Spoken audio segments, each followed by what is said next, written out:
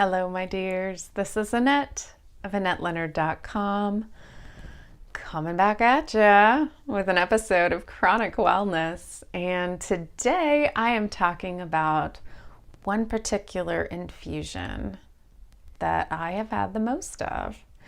And it's an infusion of something called IVIg.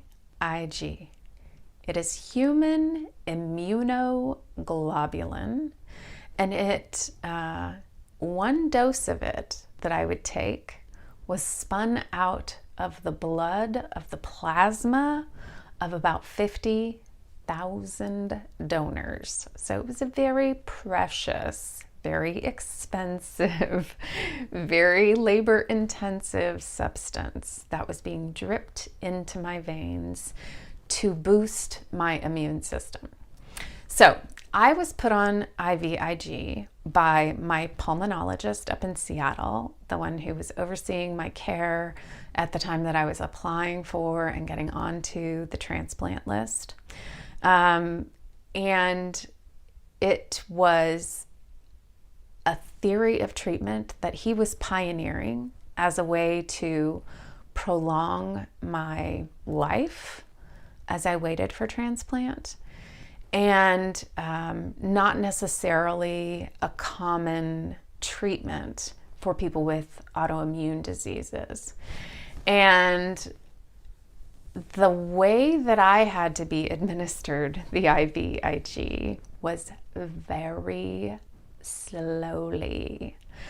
An uncommon side effect of IVIg is meningitis. And my first administration of the substance, I came down with meningitis.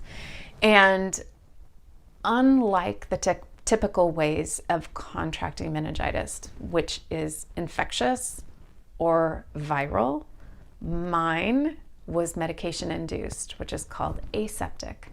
Means that I can't pass it to anyone else because I got it from the medicine that I was being administered. Doesn't mean it is any less painful, any less intense, just means I can't give it to anybody else.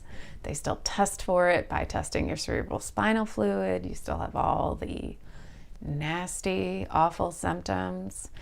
And so it was determined that the way to prohibit me getting meningitis again was to slow my rate of infusion and prolong the number of days over which I was getting the infusion.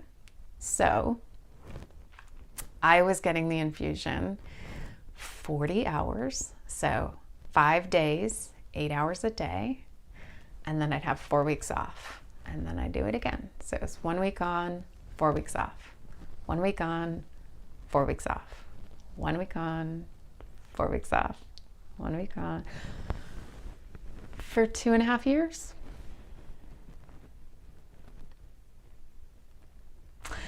I got meningitis 4 more times and eventually came to the conclusion that the side effect of meningitis was not worth the quality of life that the infusions were giving me. And it was a really tough call because there were indicators that this was stabilizing my lung health, and yet I was living in darkness and quiet and isolation, vomiting, with a headache, the magnitude of which I couldn't comprehend. It's now almost 4 years later and I still have a headache. So that meningitis has not left me in its entirety, or it left me with parting gift that I want nothing to do with. And I do believe that that high dose IVIg was something that helped me turn a corner, helped preserve something at that really crucial time.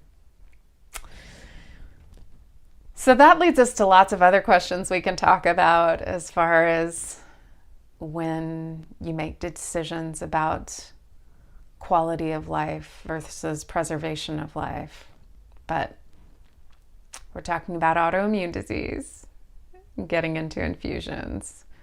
And that was me and IVIg. How about you?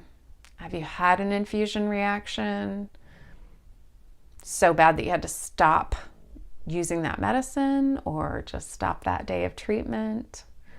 I'd be interested to know your experiences. Have you had meningitis from IVIg? Did you switch? Did you try SCIg? Let's talk. All right. Thank you for being here. I appreciate you tuning in. And until we're together again, be well.